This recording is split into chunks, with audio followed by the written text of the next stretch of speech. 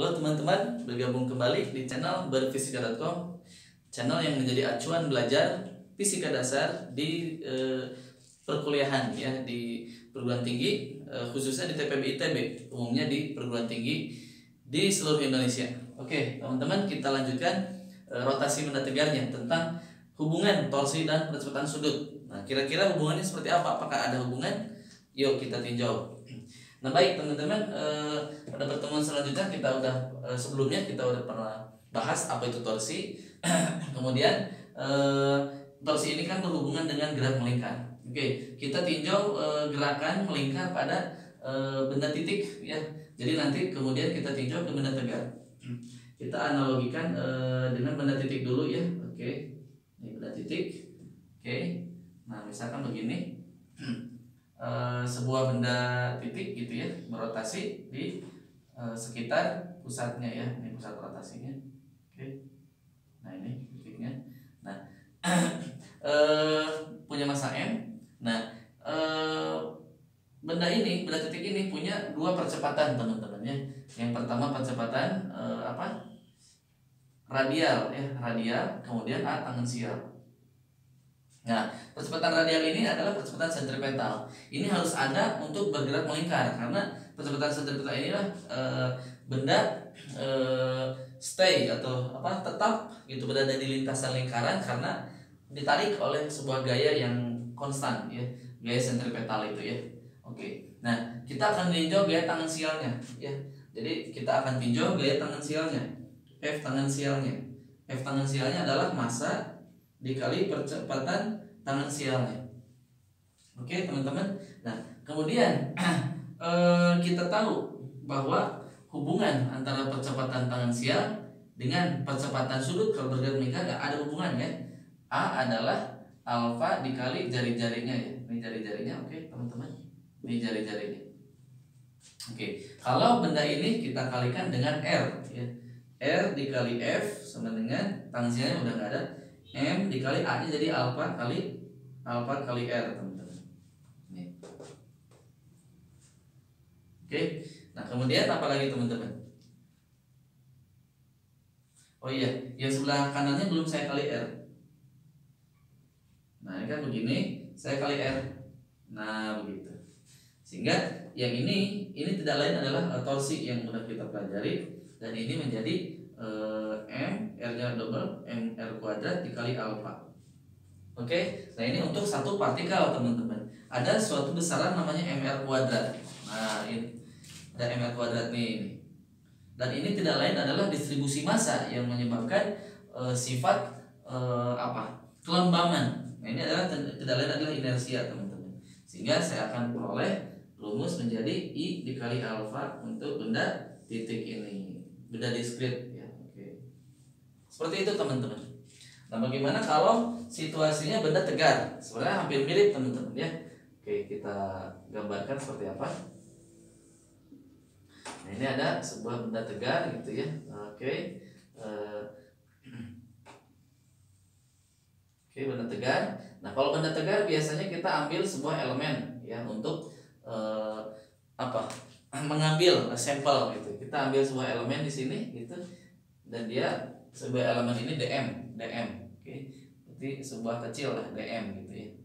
Nah kemudian ini titik porosnya, ini jaraknya, oke, r nya gitu. Kemudian dia akan bergerak melingkar si dm ini. Oke,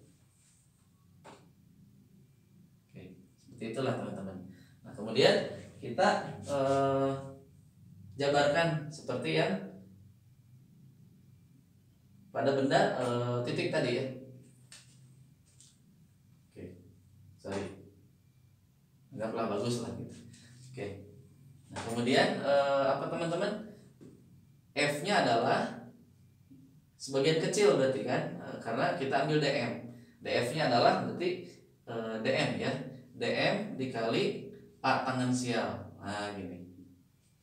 Oke, a tangensial. Kemudian seperti biasa kita tinjau, kita kalikan dengan R ya, kedua ruas. Berarti R dikali df sama dengan R dikali dm dikali A. Oke, R sama A nya kedepanin aja. Berarti R dikali A dm. Nah gitu, R df. Nah kemudian A nya kita rubah menjadi seperti tadi. A nya adalah mana? Nah ini A tangensial itu hubungannya adalah alfa dikali R. Berarti R alfa dikali R dikali dm teman-teman. Kemudian R df. Oke. Nah kemudian ini menjadi alfa R kuadrat dm. Oke. R df. Kita integralkan kedua ruas. Integral. Oke. Nah ini tidak lain RDF itu adalah apa? Sebagian kecil dari torsi ya. Karena R kali F torsi, berarti ini D torsi ya. Oke. Ini menjadi alfanya keluarin, integral. Oke. Alfanya di belakang aja. Jadi integral R kuadrat dm dikali alfa. Nah gitu. Oke. Nah ini sigma itu kan kalau dia bendanya tidak kontinu, integral itu bisa jadi sama dengan sigma ya. Jadi akan saya tulis sigma torsi ya. Karena bendanya kalau sebelah ini itu diskrit ya, si torsi itu kan hanya berupa gaya-gaya dan dia terpisah-pisah, artinya penjumlahannya jadi diskrit saja, sigma ya. Sigma torsi sama dengan nih ada intensitas ini. Jadi untuk benda tegar itu adalah dia dikuadratkan, integral masanya dikuadratkan dengan dm, integral R kuadrat dm. Oke, karena dia benda tegar. Nah, sehingga saya dapat menuliskan kembali inersianya apa, sigma inersianya sama dengan I dikali alfa. Nah begitu teman-teman. Jadi ini tidak lain adalah hukum Newton kedua ya. Jadi ini tidak lain adalah hukum Newton kedua, ekspresi ini tentang gerak rotasi ya. Hukum Newton kedua untuk gerak rotasi. Nah, seperti itu teman-teman. Jadi kita tinjau dulu benda titik, kemudian kita analogikan ke benda tegarnya. Jadi bahwa I di sini hampir mirip dengan massa di hukum Newton kedua di gerak translasi ya, seperti ini. Oke, M-nya sama dengan I. Oke, kelembaman, keengganan sebuah benda untuk tidak berotasi. Kalau ini ya, I ini. Kalau M ini adalah keengganan benda, ketidakmauan untuk bergerak translasi. Nah, I itu berarti semakin besar I, semakin benda susah untuk berputar rotasinya. Oke, itu yang pertama. Kalau makin besar I-nya. Kemudian I-nya, kalau I-nya semakin besar, dia susah untuk stop. Jadi kalau udah bergerak muter gitu, berarti kan energi kinetik rotasinya besar teman-teman ya. Kalau I-nya besar, berarti dia susah untuk berhentinya gitu ya. Oke, mungkin itu saja yang dapat saya sampaikan tentang hubungan torsi dan percepatan sudut untuk benda tegar, yaitu hubungannya adalah tentang hukum Newton kedua di dalam dinamika rotasi ini. Oke, dukung terus channel ini, jangan lupa subscribe dan tekan loncengnya ya. Sampai jumpa di lain waktu dan kesempatan. Salam berfisika.com. Dadah.